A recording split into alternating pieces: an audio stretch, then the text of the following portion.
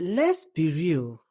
Emotionally immature people will drain you dry if you let them. They ignore your feelings. They cross your limits. They turn your no into an argument.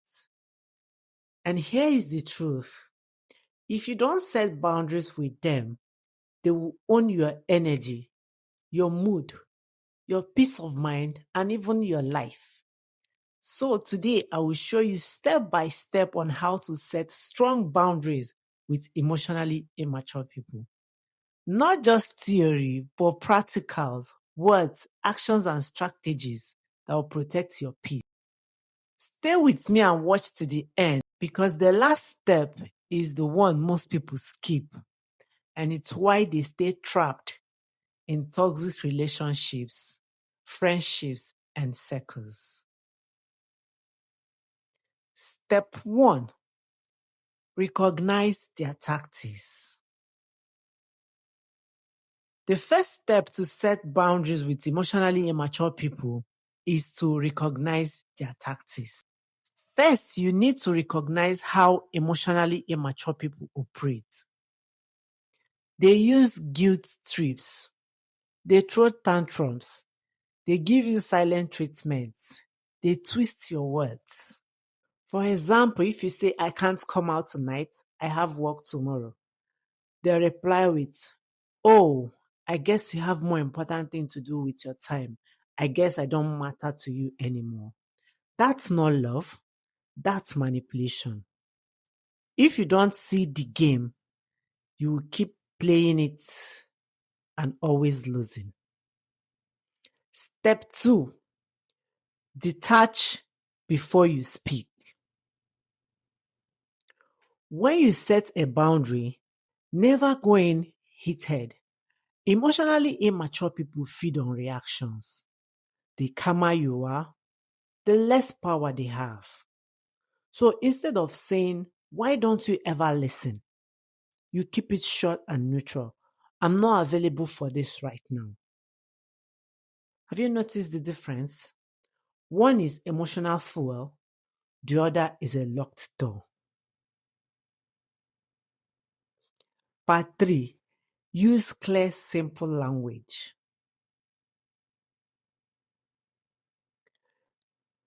Emotionally immature people love twisting words. That's why your boundaries must be simple, clear, and repeatable. If you say, I feel uncomfortable, they will debate your feelings. But if you say, I can't talk about this right now, there's nothing to argue. And when they push, you repeat it again.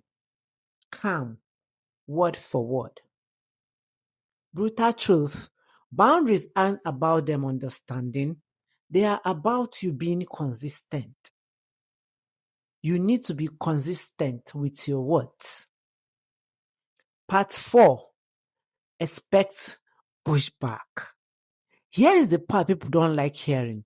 When you set a boundary with an emotionally immature person, expect a pushback. They will sulk, they will yell, they will shed tears or vent.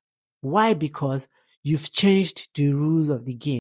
Think of it like a bedtime with a toddler.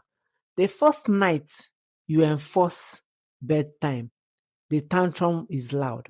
But if you stay firm, the tantrum shrinks. The louder they get, the closer you are to winning. Step 5: protect your energy. You do not owe emotionally immature people endless explanations. You don't need to justify your no.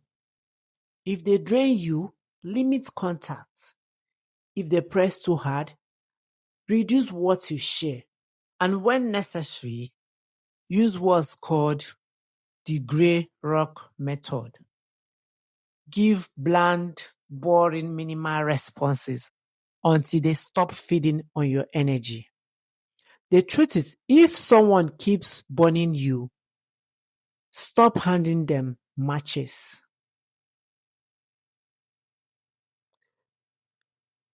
Step 6: long-term strategy. Boundaries aren't a one-time speech.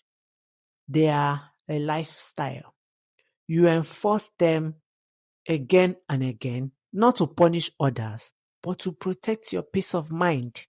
And here is something powerful. When you surround yourself with emotionally mature people, your nervous system actually heals.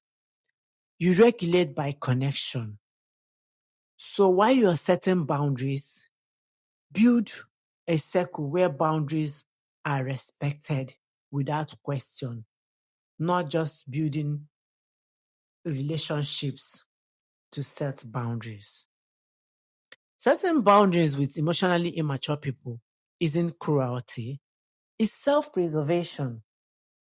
You can't fix their immaturity, but you can fix how much access they have to your peace. If you found this helpful, like, comment, and share with someone who needs to set a clear boundary in their relationships. And until I come your way again, it's bye for now.